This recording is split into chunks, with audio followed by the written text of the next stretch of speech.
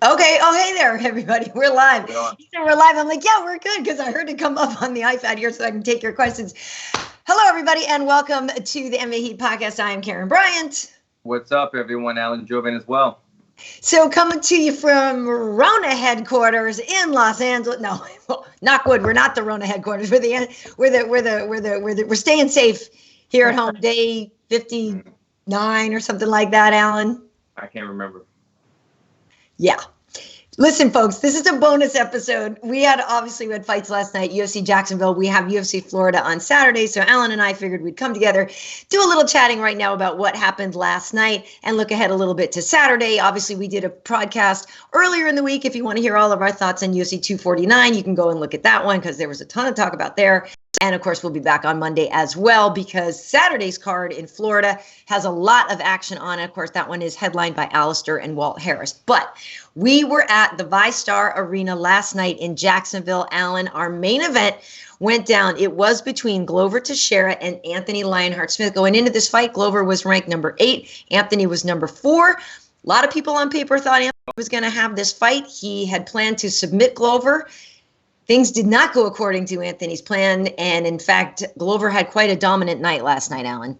He did. And you know, starting the first round of the fight, you may not have predicted the ending was going to happen that way. Because watching that fight, Anthony Smith came out like a man on a mission, looking very sharp, very agile. Right away, I noticed speed difference and a reach difference. Anthony Smith has a long reach. He's a big guy. Anthony Smith is a very big man since going up to 205. It's kind of crazy to think that at one point, this guy was fighting the middleweights. I feel bad for Rashad Evans and all these other middleweight men that had to face him. But right away, you could see the speed difference and the length, and he looked very sharp. It just seemed like there were some things that happened throughout the fight, which we're going to get into, that he didn't manage his gas tank very wisely, and him in the corner seemed to be on different pages. But what were your opening thoughts going into the fight about how he was looking? Yeah, my opening thoughts were that Anthony was looking pretty good. He had some pep on his punches. It's been a long time since we've seen him in action. Last time we saw him was against Gustafsson last June. So I was definitely, concerned, will there be any ring rust? Also, he was coming off a hand injury. So for me, I also spent a lot of the time looking at his hands and trying to figure out if there's any injury that's, coming back or whatever. So, but then he looked pretty good. And like you said, long arms, all this. And I even said at one point, I was like, damn. It's like, that dude has some long arms. Like, I know this. Yeah. Obviously, I work with Anthony a lot over at the ESPN desk and stuff. So I'm standing next to the guy quite often. But you forget what your friends are like. And then you see them in action and like, oh, yeah, right. So I thought he looked good at first. And I thought, yeah, there was going to be a good pace to this. I thought going into this fight that Anthony was going to have the youth and speed advantage on there. And I thought he did so. But at the same time, I was like, yeah, well, Glover doesn't look as slow as you might want him to. You know what I mean? Yeah, Glover looks good. And to your point, yeah, I do think the story became about that pacing, and Glover was so much more strategic about expending his energy to last the whole fight. Yeah, it's very interesting that with the change in times with the coronavirus and the fighting, the way that things are changing, what we're learning, I think this is actually a good thing. We're learning as fans of the sport, as people that watch it, fans are getting to actually be a little bit more in sync about what's happening now between the cornerman and the fighter inside of there. Where before we were reacting strictly upon what we saw happen in the octagon and what we heard the crowd erupt, some of the commentary. And that was what we were basing our opinions on. Now we're hearing the breathing. We're hearing the impact of the shots much more. And we're hearing the cornermen. We're hearing everything the cornermen are saying during the round, and especially during the in-between rounds when they're on the stool.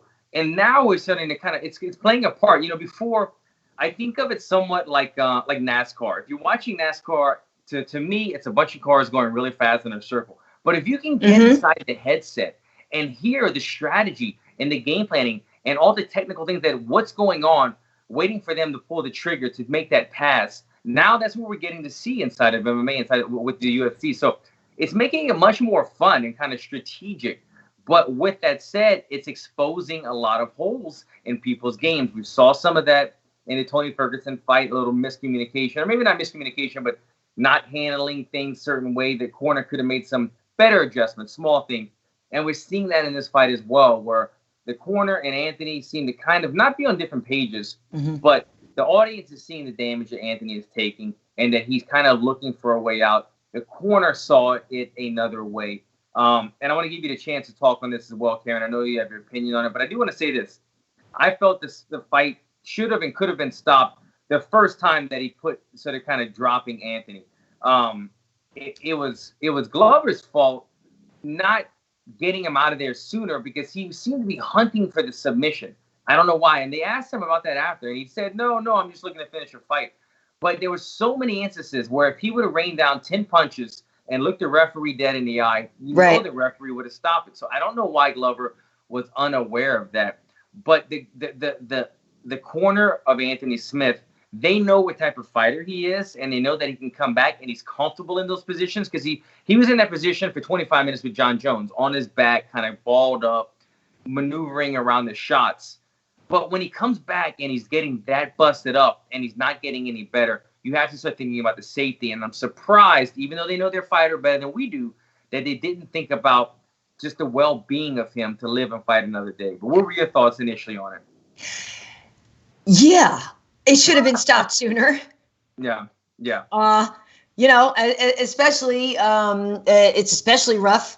Look, nobody wants to see any of you fighters take too much damage. Mm-hmm. Add to that, you don't want to see your friend take any damage. You know what I mean? So it was an added layer of stress for me here.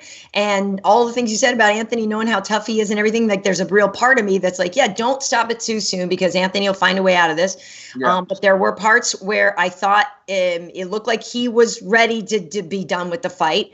The body language wasn't there making me look like he wanted to stay in it. And to be honest, I actually thought, so it turns out there was like the cut underneath, right? And and afterwards we find that he has a broken orbital and we know that his teeth were coming out. Like I'm sorry, if I'm cornering somebody and they said my teeth are coming out and stuff, I'm probably going to stop it, but that's me. But so I actually thought initially I think it was a Glover uppercut, which are just ridiculous.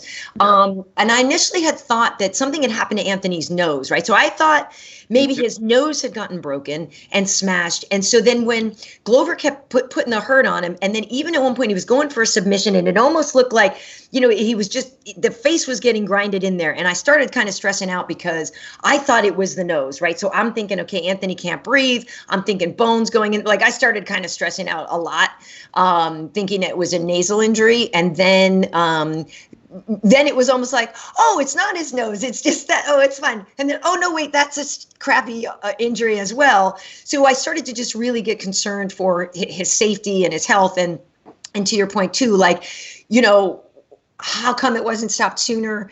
I thought at some point maybe Glover was looking to just try to submit him instead. Like it did get to the point where you're wondering, like, Glover's got to be wondering, like, how much do I have to keep doing this? Yeah. And talking to them both beforehand, they're both great guys. And I even said, like, I don't want to see either dude lose. And Glover is such a wonderful guy. He has no animosity to work. Like, he's not the kind, I hate to say it, but we know there probably are some people that'd be like, give a little extra for fun. He's not one of that guy, he's not that guy. So all around, just the combination of all those factors made me like really stressed out that it didn't get stopped sooner. So I did text Anthony and just sort of, hang in there, keep your head up. He said he's okay. I really didn't get in depth with anything. He just, wrote me back and said, he'll be all right and stuff. So that's tough. I don't know, man. Glover did everything right last night. Yeah, he adjustments because he was losing the first round. I thought a fight was initially going to get stopped. Once Teixeira's eyes swelled up. First or second round, he gets hit with a big hook or something. Eye starts closing, and I'm thinking, crap. Glover's going to have to hit the gas right now and make an adjustment because his eye's going to swell up. He made that adjustment, and when he made that adjustment, Anthony Smith started to slow down. He went so hard in the first round. Everything was so sharp and everything was so perfect and crisp, which is beautiful to see. But he kind of gassed himself out and let Glover find that momentum shift. Glover was able to get into second gear and then go on and on. I want to talk a little bit further, though, about the corner because I've stated this before. I am always about fighter safety, 100%, but also giving a fighter a chance to recover. And I just want to detail this real quick because there's two different things. If a fighter, let's take the Dominic Cruz fight, if he's looking sharp, he's not damaged, but he gets clipped. And he needs 10 seconds to clear the cobwebs. Yeah. And then Cejudo jumps on him and rains down punches. And that gets stopped early.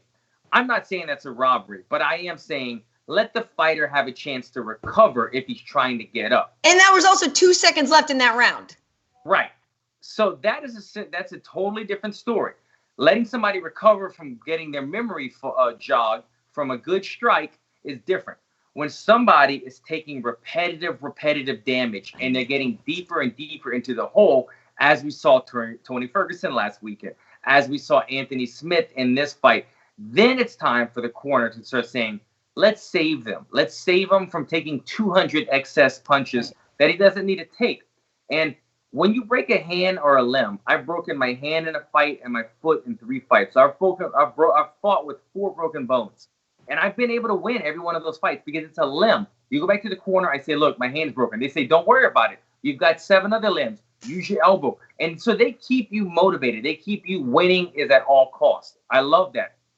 But it's different when you're concussed, when your orbital is broken, when your nose is broken, when your teeth are falling out. It's totally different. It's not a limb, it's not a hand, it's not a foot. Right. So when he's coming back to the corner saying my teeth are coming out and he's not answering clearly and he's not throwing up the game strategy during the fight that they are calling for, right, and taking every time he comes back to the stool and you're seeing 20% more damage, you have to say, okay, we maybe need to pull the plug. We maybe need to pull the towel. So I want to say one more thing on this. I want to defend them a little bit because they know their fighter better than us. And again, a lot of fans aren't realizing that this is kind of a position that Anthony goes to. Again, the John Jones fight, he's very good in jiu-jitsu. He's very flexible, has long legs. And when he curls up in a ball, his knees cover his head. Like he can almost cover a lot of his body. So it's hard to submit him, as we saw. And it's hard to land clean shots. But after 15 minutes of this, it's starting to surmount up. And that's when they need to go, okay, I know he's comfortable in this position and he's Lionheart and he doesn't get finished off. Right. But it's our job to be the business person who cares about his best interest and say, you know what, you did your best. Let's move on. And he didn't take that initiative. So it was tough to watch that for sure. Yeah, it was really hard. And the thing about it is we know James Krause, we know Mark Montoya, we know these guys know what they're talking about, right? It's not like we're talking about somebody who is brand new and like, they don't know what they're doing, right? So great coaches, very good coaches. Right. So it was a lot to take. And I guess part of it too is, they definitely could have thrown in the towel, but you never know. But and Anthony and I were talking about this with Glover too, and we were talking about that Ryan Bader thing. Like even when you think you're winning with Glover, all it takes is one punch just to turn it around, right? Mm-hmm. And there was a couple times where literally he landed that uppercut, and Anthony just was stopped in his tracks, and like one point even was like, wait a minute, like, and I thought, okay, we're good, we're good. Like he just literally his whole body just was like, nope, let's pause. Mm-hmm. Like I found it stressful to watch, and I do think it could have been stopped sooner. I'm and the hard part is you don't want to take anything away from Glover because it was an incredible performance from Glover, right? And you don't want it to just be like, oh, well, it just should have been. I mean, obviously that's still a compliment to Glover because he's doing all the work to make the fight get stopped. But at the same time, you didn't want the storyline to become about bad cornering or something like that when it really was about excellent cornering, on the Glover side and a perfect performance there. So like you said, turning it around. Okay, so let's get the questions here. It's so weird. Whenever we start, I'll have the questions here, and then as soon as we go live, they go away. So I had to have my little personal assistant, Aurora, find them for me because I'm over here. I'm like, where do they go? Thank you, Aurora. Yes, thank you. As soon as we go live, that little thing disappears and then I can't find it anymore. So we have a couple of our regulars in here. Shout out to Joe Boza. Shout out to Lil Snoop. Shout out to Punk people. We got some good fun people in here. Okay, so see, people are saying basically, the teeth coming out is usually a sign that we should, stop the fight here. People are asking, Lil Snoop is saying, where does Glover go from here and who's next? I think I actually want Glover to fight Jan Blachowicz. I like that fight a lot because, and it's interesting because, Glover was ranked number 8 and Anthony was number 4 because basically we have Dominic Reyes, Thiago Santos and Jan Blachowicz up there now at the top underneath John Jones.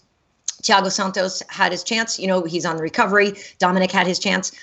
He might get that rematch. So for me, I actually like the idea of a Glover versus Jan Blachowicz, because Jan has been winning and he's on a tear, but his last win was against Jacare, who was coming up from a lighter weight. And while it was a great performance, it was a close fight. And it was in Brazil. I would like to see Jan fight Glover, because I think a fight with Glover could actually even put a little respect on Jan's name too. Now, after what we've seen Glover just do here, some people are saying with Jan, like, he's good, he's powerful, this powerful puncher. He's just not putting butts in seats. I need to get more excited about him. If he went in there with a slugger like Glover too, it could be an exciting fight. I agree. They mentioned that to Glover after the fight. He was fine with it. He mentioned any of the names that are pretty much ahead of him. He was game to fight. We know that about Glover. He's an honest guy. I love him. The heart. He tells the truth. He said, "Look, I just want to fight. I want to fight any of the guys that'll get me next to a title shot." So if it's John, if it's Dominic Reyes, if it's any of these guys, then it makes sense to him. Yeah. The light heavyweight division is such an interesting division, because you have the king sitting at the throne, John Jones, and then below him, you basically have everybody that John Jones has beaten already, except one or two that are tallying to see who's the next in line to fight him again. But John Jones just kind of went through the division. He has not fought Jan yet. Right. But everyone else, yes. And so it's kind of interesting to see, like, who is going to rebound from John Jones's fight and rebuild themselves better again and then get to reach the shot again. So, of course, John, was piping in online last night about that, saying, everybody who talks about me during fight week loses and gasses out. And, how Anthony was saying he was going to be able to go the championship round. So John was having a little fun with that. Then actually mentioned, like, Ngannou or something, right? So. Yeah, that took me. I don't know where the whole Ngannou, John Jones beef came. It actually, it became the headline over the other beefs. I don't know where they came from. I'm fine with not seeing that right now. Like, I want to see what happens with the heavyweight division. Let DC figure out if he's fighting Stipe. Yeah. If not, let him fight Ngannou, even though we both think that's not a great fight for DC. But let that play out. Let both divisions kind of play out before we start pending super fights at catchweights. Yeah, I'd rather see Stipe come back and get that trilogy fight with DC, or something happen among the true heavyweights first there, like at the top of that picture, before throwing John in the mix. But, obviously that's a storyline we've all talked about, is whether or not John will go up and wait at some point. But, for me, I like Glover versus Blachowicz next, personally. Karyn, while you're reading this next question, I want to say one more thing going back to that main event that some people might disagree, but I want to put this out there. Anthony Smith was definitely very badly hurt in that fight, in that fight, especially going into those later rounds. But in the beginning of him being very hurt, let's say end of round 2, beginning of round 3, Anthony Smith does have a very rope-a-dope type of style. And you saw it, because when he was first hurt and Glover would come in to finish him, Anthony was hitting Glover. He was hitting Glover with some shots. When he seemed like he was balled up in the cage, and then he would sneak in an elbow, or he was acting like he was kind of running, and they would turn around and hit him. So I think his corner knowing that is why they kind of sat back. And I think Glover seeing that is kind of why he continued to kind of somewhat play it safe and go for the submission and takedown rather than sit in the pocket and finish him. But in those 4th and 5th rounds, or whatever round it ended up in, it was long overdue. So I just wanted to throw that out there. He has a bit of a rope-a-dope style when he starts getting hurt, so you have to be cautious. Anthony Smith's a smart fighter. Yeah, well, and also psychological warfare-wise, in the later rounds too, if you saw when they came out, like, Glover was real peppy and everything at the beginning, and it's like, that had to psych Anthony out too, that Glover had, what is it, Connor said, efficiently, used his whatever, and he maintained a good sense of energy throughout the whole fight and had a lot of pep in his step in the 4th and 5th still. At 40 years old, nonetheless. And with a tan, too. Glover was doing everything right. But, it's tough because Anthony's such a good dude. And, I'm sure, even though he knows he's going to be all right, he's going to beat himself up over this. I mean, I know you guys all do. What should I have done? And it is going to come down, unfortunately, the cornering. They're going to get some heat from it, and whether or not he should have, in that second round, pushed the pace as fast as he did, and, a lot of things. So, that one is tough. Before we move on to another fight here, let's just making sure if anybody had any other questions here about that main one, but or people asking who fights Thiago or something. I mean, yeah, you could end up just having Thiago fight Dom again and just have John wait and see who gets next, or give Dom that rematch. You know, I wonder how Thiago's doing with the healing. He's getting ready pretty soon. I mean, it seems. Yeah, I mean, he's back to training and stuff. I mean, it's got Yana Kunitskaya keeping him company. I don't know if he's going to hurry back to the gym when he's got a hottie like that keeping him warm at home. Might be like, yeah, well, but they go and train together or whatever. They're very cute together. Well, thanks, little Snoop. Appreciate the coinage here. So I have a question for you then, moving on to the co-main event when we were just talking about some of the true heavyweights and stuff. We have Ben Rothwell there, welcoming OSP, kind of welcoming here as a heavyweight. And the funny thing is Aurora had walked by, she was watching a little bit and she sees OSP and she goes, she's like, that boy's thick, you know what I mean? And it was funny. And I was like, oh yeah, because OSP was fighting up at heavyweight. See a little more junk in the trunk and stuff, and we were just like, oh yeah, OSP does look a little different this time, and it was like it took a second to register, and I don't think he'll do badly at heavyweight. I just need him to, when we're talking about pacing and stuff, and I guess maybe he found out in the third round, oh, actually I still have some energy, let me push things, right? I mean, I don't understand what it was, because he didn't do as much as he could have done earlier and could have won this fight. Yeah, I mean, I want to say it's the weight difference took a bit of a toll on him early in the fight. First couple rounds, you could see Ben would chase him down, literally be chasing him down, hunting him down. And when they would impact, OSP was on the cage every time. OSP could not maintain any type of struggle with them when they were entangled with one another. The weight was playing a difference on them. Ben Rothwell controlled that dirty boxing arena. Yeah. But yeah. Just like you said, with 30 seconds left, I remember yelling for OSP, go for it. Go. Like I wanted to see him give it, and he gave it a beautiful last-ditch effort. It was just too little too late. It was at the end of the fight. But I think he'll do well. He looked much bigger than normal, obviously, like you said. I mean, he was kind of unrecognizable at first. He's a big guy, OSP. Yeah. But he's like in a cut weight. He's cut big and cut. And you didn't see that in this one. You saw him a much bigger man than he normally is, fighting at 205.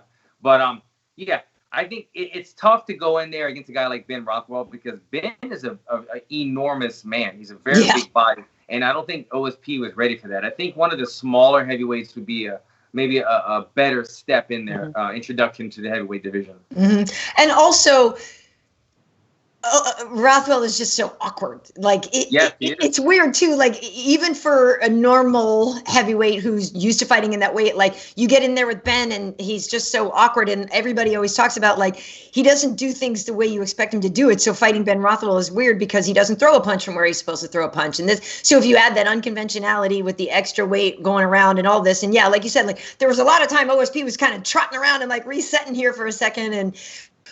Okay, so I think that in the future, I think OSP could do well there. It's just that, now you have to kind of get that one over with. And like I said, I think Ben is maybe the most awkward person up there anyway. So a different fighter would give him a more straightforward fight to maybe even give himself a better sense of how he could do up there. Yeah, I mean, look, if OSP would have went out there and finished him, I'd be saying otherwise. But yes, Ben is one of the bigger and more awkward guys who you don't see get knocked out very often. OSP... It's hard to finish Ben Rothwell. I mean, I believe it's been done, but he's not a guy that like goes away easily. So this was kind of a tough test for his debut as a heavyweight. Yep. I was, so there's Big Ben, and he had some time off and all kinds of stuff. Good for him getting the win there. Standouts for me the rest of the night, Alan. It was funny, this like bonus thing is we have no fights forever, and now all of a sudden we have 3 in a week, and Saturday's card looked great. And last night we were, and maybe just because it is during a weeknight, like even though we're all still at home and things aren't normal, there were still more things going on. I felt like last night, right? So, but the other fight to me that really stood out, Drew Dober versus Alexander Hernandez. Drew Dober is just on a tear right now. This is a guy who trains in Colorado, trains with H.E.A.T and stuff. So that he's getting good work in all the time. And Alexander Hernandez is no joke either. I know he had a fight that didn't go his way against Cowboy, but this is a guy that also came out on a tear when he first came into the UFC, beat Beneil. So I expected a lot from this fight, and in fact, Drew had lost to Beneil. That was the last time Drew had lost. So high expectations for this fight. It did deliver, fast pace. We all know the lightweight division is so good and so deep that you can have these two guys here who don't have big numbers next to their name and stuff and still get a banger of a fight. That said, Drew Dober is on a tear and he's on the climb and really needs to be getting some high, not that he hasn't had high level opponents, but this guy really needs some marquee matchups now. Yeah, no, I agree. I think he kind of made his name in this fight. We've always known him for a while, but I thought he looked terrific. Hernandez is a good feather in the cat. Yes, he's not in that top 5 type guy, but he's kind of a gatekeeper in a way of getting into the top 5 because he's a tough guy who ran through a lot of people early in his UFC career, and he's a very tough striker to deal with. But you can just see the slight margin, the slight difference that Drew Dober brings. Dober is such a polished striker. He knows how to bring his hands back to his face. He knows how to add that third and fourth punch at the end of the combo when Hernandez wasn't expecting it. And he knows how to go for the kill, as you saw there. When Hernandez was hurt against the cage, Dober was lunging forward, trying to land those extra shots and really just put him away because he knew he had already done some damage. So I thought he looked tremendous. A big feather in his cap, beating somebody like Hernandez. I like the possible matchup where they talked about possible Paul Felder or someone along those lines, and I think that makes a lot of sense right now. Yeah, it's funny because I knew, we knew he was going to call out Paul. And Paul's just sitting there last night, and it's so quiet, and it's just like, excuse me, Paul, But that is a good fight. But also Drew's talking about, your Poiriers and names like that. And listen, he's making a pretty good argument for himself, and he's looking really good. And I'm trying to. He's been around for a while, and it's funny because he's been in the UFC for quite some time, and has had some big wins and stuff, but he really seems to be coming into his own these days. Correct me if I'm wrong. Wasn't he fighting in the welterweight division for a minute and then bouncing back and forth? I believe he did. I think he went up and down because I think so. Because maybe I feel like I'm trying to remember. We've seen him fight so many times, but I feel, and I could be wrong, but I feel if not, it's just because he's yoked for a lightweight and looks like he could be a welterweight. Yeah. I felt like he was fighting in kind of different weight classes and changing things up, and that's kind of why he never got momentum behind him. But now that we're seeing him kind of more focused on what he can do against top caliber opponents, really impressive. And I like that he's kind of a vocal guy that's not too camera shy or anything. He's kind of out there laughing and smiling. He was dancing before they raised his hand. This kind of stuff warrants you to fight a Dustin Poirier, a Paul Felder. But if he's a guy that comes out and puts on a performance, but he doesn't know how to do the X factor, being there in front of the camera, then it's like, okay, well, he had a good performance. So it's helping him stand out. He's a good-looking guy. He's a muscular guy. He could fight, and he wasn't afraid to call some people out. So these are all things that help him tremendously. Yeah, actually, I was going to ask you about that as a Versace model. Drew does some modeling as well. And I was just going to say that is another thing that he has going for him. The ladies like themselves some Drew Dober. I have a lot of friends that like him a lot. I've seen even media members have posted the pictures of him where he was looking kind of dreamy or whatever. I've definitely seen some people who like taking his picture. Let's just put it that way, which is kind of fun. And Drew's just a nice guy. So if you put all those things together, and like you said, camera ability, fight ability, a lot of stuff. So good things should be coming for Drew for sure. So was there anything else that really stood out to you, or are you just kind of looking forward to Saturday now? That fight was tremendous, and I'm trying to remember. There was a big knockout, whether it was Drew Dober's finish. Earlier in the card, there was a big knockout. I think he might have got a performance bonus. But I think I was still out at the grocery store in line. Yeah, slip of mind. He had some fun early fights. Yeah. Names aren't ringing a bell. Well, Chase Sherman's back. The Vanilla Gorilla's back, so that's good. Yeah. Yeah, my son ran in and he said something about like the gorilla won. I was like, Yeah. oh, Vanilla Gorilla, he's back in it. So Yeah. they had some fun fights early on. I was doing the same thing. I was preparing the barbecue, getting ready for the main card. So nice. Good fight. Nice. Well, on Saturday, we have Walt Harris back in action. He's taking on Alistair Overeem. Now, we know that those two were supposed to fight back in December. The tragedy with Walt's stepdaughter obviously kept that from happening, and now this fight is intact. Alistair, in the meantime, fought Jairzinho Rozenstruik. We know what happened in that fight. Alistair lost at the very end there. And Walt, though, is granted, obviously now it has been some time since we've seen him in the octagon, but he was victorious last time against Alexei Oleinik, and Oleinik just beat Fabricio Verdum, who has beaten Walt in the past. But, you know, it's an important fight for Walt just to shake off any kind of cobwebs, right? There's so much goodwill to him. Walt's a lovable guy anyway. He's just a wonderful guy. There's so much goodwill to him that, you know, it's a win getting him back in business, right? It's a win getting to see Walt back at work. It's a win getting to see him focus and do what he loves in his life and pay tribute to Anaya. So I'm very happy to see him back in action. Just when we think about it, it's hard to take away all that extra stuff that's going on. But when we also just look at this, like him versus Overeem is really great. Yeah, no, I'm trying to put together in words how I feel about Walt Harris coming back. It's like it makes me feel good that he's getting back in there. The promos for this fight are so powerful when he talks about being, I forgot what he said. I never consider myself a stepfather. I consider myself a father that stepped up. And it just rang with me. He's such a powerful guy. And he's a likable guy. He's got a smile on his face a lot of the time. And you said he beat Oleinik. He ran through Oleinik in that fight. He's a big man who moves fast. Everyone knows Overeem. Should be a tremendous fight. But just happy to see him getting his life back going again after such a horrible tragedy.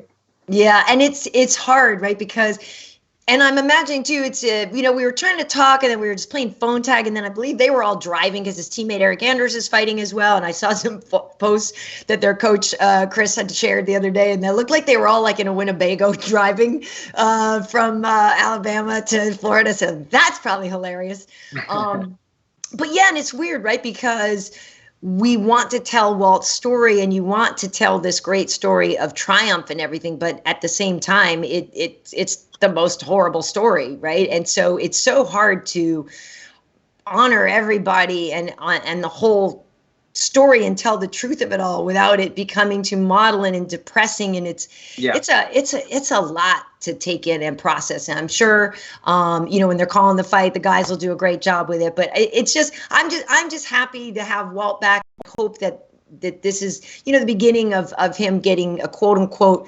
normalcy back in his life. It's obviously going to be forever. You know, these are wounds that will never, ever, ever, ever heal. But to see Walt in action, it just warms my heart. It does. He certainly gained a tremendous amount of support from the MMA community going through this, as we all kind of, I don't want to say went through it with him, but we were a part of this as it was occurring. And the supporters, the fans, they're all behind him.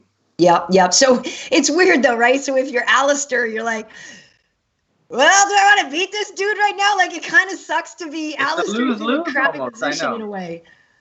Yeah, Alistair, but, you know, for somebody who is new to this or new to the fight game, maybe so. Alistair, he probably feels that pressure, but he's such a professional that he knows, he knows if he just goes in there, gets on the mic, and he's going to probably, if Alistair wins, I know he will say the right thing. Like, Walt's a good guy. And I pray for him. Alistair has daughters of his own. Yep. He could put himself in those shoes and say, you know, I wish him the best, speedy recovery, and I'm looking for the next thing. So Alistair would know how to handle it. But I thought the same thing. Like, a lot of people that might be rooting for Alistair otherwise are now maybe rooting for Walt because we feel for him in such a way. But either way, it's going to be a tremendous fight that I'm looking forward to.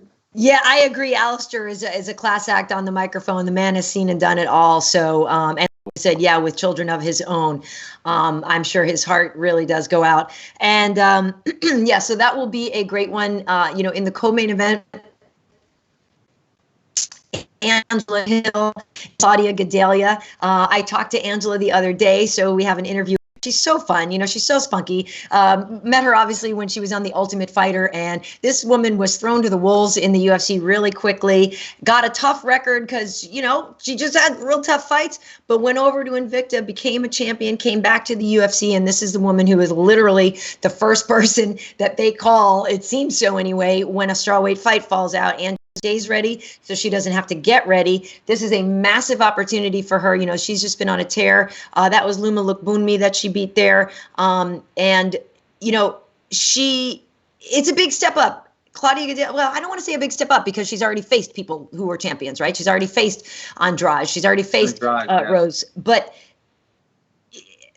Angela's on a tear right now. Things are working so well for her. Her striking is so on point. And Claudia is the one this time coming off the bench, right? Claudia is the one with a little ring rust and hasn't been active. And then she was supposed to have fights and things have happened and she had an injury and things then missed weight. There's just a lot of things have happened to where we haven't seen Claudia in action for a while. So you got on the one hand, someone with a lot of momentum looking to rise the ranks. And then you have somebody with a higher rank but who's a little cold right now, maybe, Alan. So what do you make? Yeah, I think so as well. I really like both women, but you set it up already, Karyn. If the making of the Jessica Andrade, Angela Hill fight meant anything a couple of years ago, if we have a similar fight to that, then people get your popcorn ready. That was an amazing fight when Jessica Andrade and Angela Hill fought. Claudia Gadelha and Jessica Andrade are very similar in their styles and approach to the game. So I reckon it would be something around those. But Angela Hill, in the meantime, has been getting better. She is much better than she was 2 or 3 years ago. Yeah. I'm not sure that you could say Claudia Gadelha is much better than she was 2 or 3 years ago when she was fighting for the title. So this could be the perfect time for Angela Hill to pick off Claudia Gadelha, but it's going to be a fun fight. And again, I'm such a fan of both girls. It's going to be a good one. Yeah, the cuteness factor on this one, maximum cuteness from these girls. They're both just so likable and adorable. And I hate to, I don't necessarily like to objectify the women. A lot of people do that, but it's okay. But they're adorable. Who doesn't? They're adorable. Come on. And they're both feisty as hell and just really cool girls. So again, this is one of those, you hate that somebody has to lose. That's how I felt last night with Anthony and Glover. I hate that anybody has to lose in these situations. But it really should be a good fight. But there are a lot of other fights on that card. Like I said, Walt's teammate Eric Anders is fighting Krzysztof Jotko. We've got Barboza's on this card. Matt Brown's on this card. It's funny because I kind of forgot, and then I was looking through. It's like, oh yeah. So the Saturday card has some solid fights on it. Yeah. I saw the UFC was promoting Matt Brown today, and I didn't realize he was on the card. I think he's fighting a tough Brazilian guy, kind of a new comer in the UFC. Miguel Baeza. Yeah, I don't know that much about him, but he seemed like a tough guy. It was kind of surprising to me, to be honest, that Matt Brown, the position that he's in, the people that he's fought, that he'd be taking kind of like a risky newcomer type fight in this guy. But who else did you say was on the card? Barboza as well. It's interesting. Yeah, Barboza's on it. I mean, he was actually looking for his release at one point or something because he just wanted to stay busy. He was asking for a release recently, and now he's back on the card with a quick turnaround. So that'll be interesting to see how good he looks. Yeah, it will be. I mean, listen, he's an incredible striker. The problem is they just were giving him wrestlers and stuff. And it's more fun when you see Barboza versus Hooker and stuff like that, right? I get it. You can't cherry pick opponents for people and stuff like that, right? But and the organization is not the one to determine who will be a champion, right? But at some point, there's some fighters where you're just look at this guy might never be a champion, but he is phenomenal striker. Let's only ever let him play with strikers. Why waste it and give him a wrestler? You know what I mean? I don't know. That sounds weird, but why waste it? What everybody wants to see. Don't negate it. Give us something fun. I mean, that's combat sports, though. Yes, there's the who is the best in the world, and he's not in that picture. So it's let's put on entertaining fights, and that's what we want. We want to see an entertaining fight. Yeah, I think that's also just why. Yeah, I don't know. So anyway, there is a lot going on there. So as I said, we have an interview with Angela. And I did speak with Glover and Anthony before their fights. So if you do want to go back and look at those, obviously you can see if there were some clues or anything like that. Sometimes it's kind of interesting to go back and see what they said. about that. So let me see if there's any questions before we wrap it up here, Alan. What do you have? People are definitely asking when they're going to be able to see you fighting again. Yeah, it's coming, guys. That's from Last Gasps asking you that. Who was it? Last Gasp. Last Gasp. What's up? Getting close. I'm looking last quarter of the year, sometime maybe like September, October, November is the timeline. But I'm in that stage right now, the recovery from the ACL, that I'm at 6 months now. So I'm kind of officially cleared, but I'm cleared to be a normal person. But I don't want to be normal. I want to be crazy. Okay. I want to feel dangerous. What is it that Dominic Cruz said? He likes feeling dangerous. It's just something like that. But that's what I want to be. So I'm at the stage where I'm getting much healthier, but I'm just getting that explosiveness back. So I'm working on that the next month or so. And then hopefully getting back in the full training. Well, depending on what's going on in California, but being able to do some full training in about a month or two from now. So it's coming soon. And then once I get there, I'll get in touch with the UFC and start figuring out which opponent and what time and date and all that. But it's coming, end of the year. Awesome. All right. Well, so we will do another podcast on Monday to wrap up everything that happens in Florida.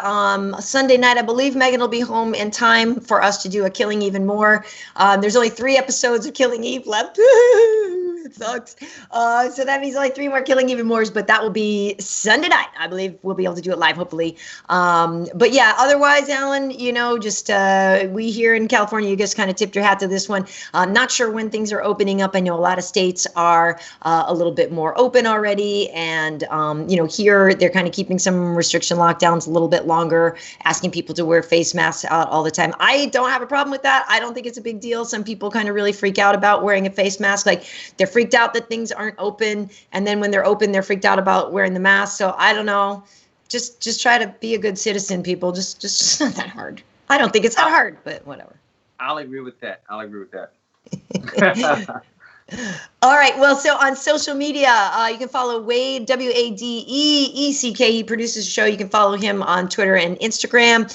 For me, Karyn Bryant here on YouTube and on Twitter, KB Heat on Instagram. Of course, MMA Heat across the board, and also Killing Even More over on Twitter and Instagram. Alan, where can folks find you? Yeah, and check me out as well at Alan Jouban across all social media platforms. Thank you, all right, guys. Folks. Thank you for tuning in. Thank you so much. And we'll see you next time. Keep your hands up, folks. See y'all soon, guys.